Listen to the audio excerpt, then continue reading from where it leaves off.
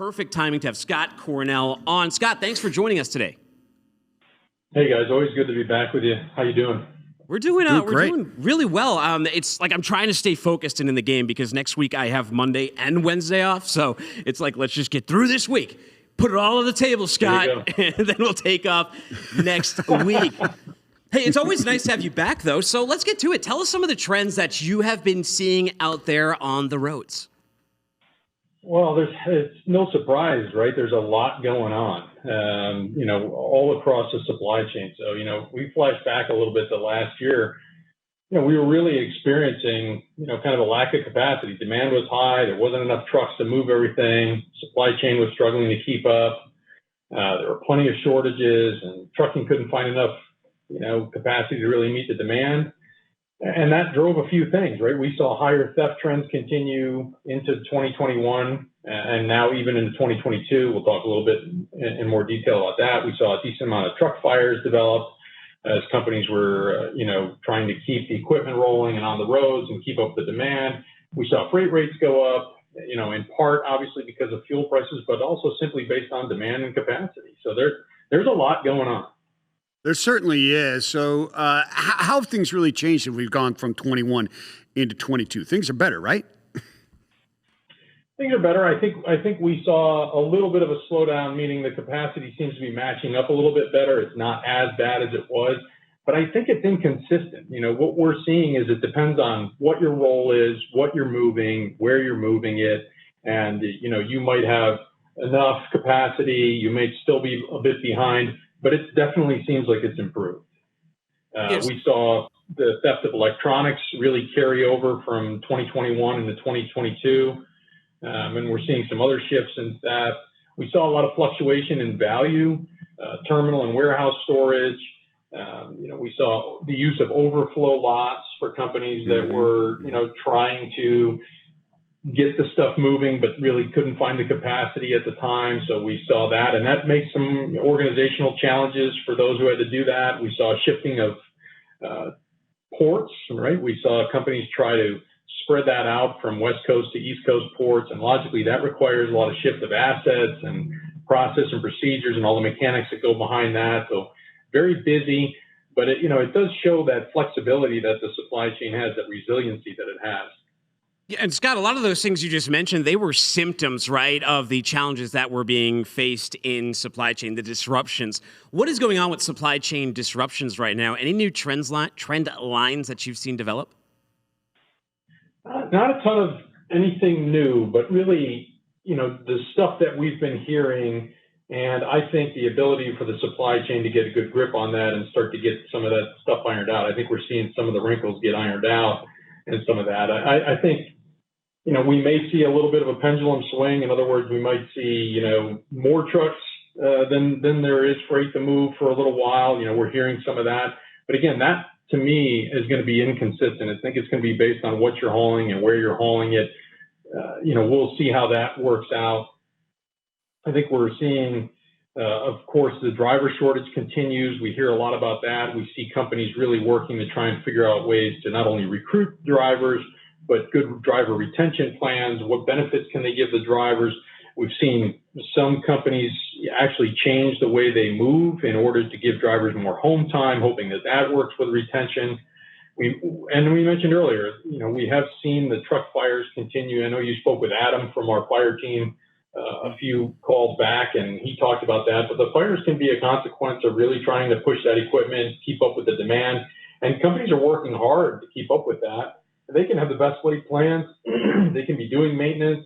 They can be doing all those things. But when you're pushing the equipment hard, sometimes that's just part of it. Absolutely. That's a really good point. But so what impacts are you seeing on, today's increases in inflations? What impacts are you seeing that have on trucking today? Well, certainly, if you have a rollover or a theft now, the value of the cargo that's in the truck is going to be, anywhere from 10 to 20% more expensive over last year. Great point. So when you're looking at that, what do your contracts say? What values are you going to be held to if you have that kind of a loss? Do you have the right coverages? Do you have enough coverage? Do you have the correct limits on your customers' goods? Warehouse storage limits should also go up as well, and that's something you really should call your insurance agent and discuss whether you have exactly what you need for the current and coming environment and the increased expenses and values that you're going to see in the commodities that you're moving or that you're warehousing. Another point to consider is the value of the trucks have gone up, and I've heard you talk about that. The used truck prices have soared. At some point they were record-breaking highs due to the supply chain issues, and there was limited availability as well. So we're seeing that start to level out a bit.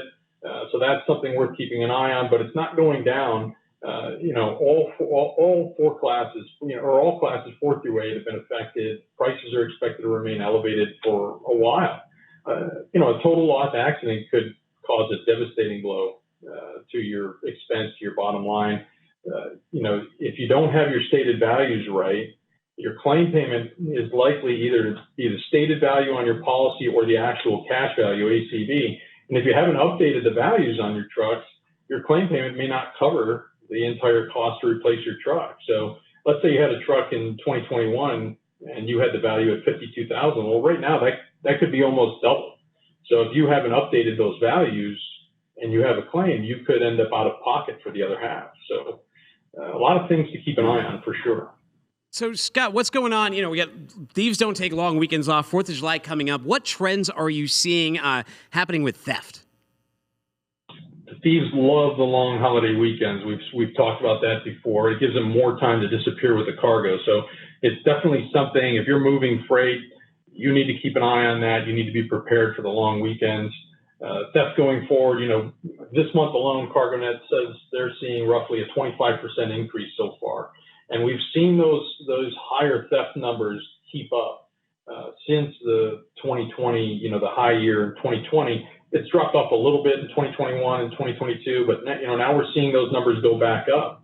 We've seen an uptick in cars being stolen from car carriers. We've seen move from electronics, which carried into 2021. Now they're going to start to target building supplies. We've seen that, especially in Texas. We're coming up on storm season. So they'll start to target those supplies that can be used to recover from storms and natural disasters. And we're slowly seeing a shift back to household goods. And I think that will be followed by a slow shifting back to food and beverage, which was, the number one stolen commodity before the pandemic. And I think, barring any unforeseen things, we'll see that shift slowly back as well. Another great point, especially with food costs escalating. I mean, everything's going up in price, but with food costs escalating, it's a pretty essential thing, that theft. I can see the interest in theft. Scott, thank you so much for your time today. Hey, before we let you go, we did spin the wheel of stupid questions today. Would you like to answer the question of the day? I didn't hear it, but I'll try. I'll see what it is. I think you'll have a good answer. What would be a good sign that the early 2000s are coming back in style? The early 2000s are coming back in style? Mm-hmm. I don't know. I don't have an answer for you on that. I'm not a style guy. I'm a jeans and t-shirt guy, so I'm probably not the right guy to ask that for. I'm with you, man. I agree with him 100%. I thought the relaunch of the XFL was the sign of it. Oh, that's an excellent point. That's a good sign. But, the beauty of being a jeans and t-shirt guy is are you really ever out of style? That is true. That is true. Black jeans. If you're never in style, can you go out of style? That's a good point. Yeah, you can. Scott, thank you. Scott, thank you so much. Have a great holiday weekend. Have a great weekend, guys. Peace.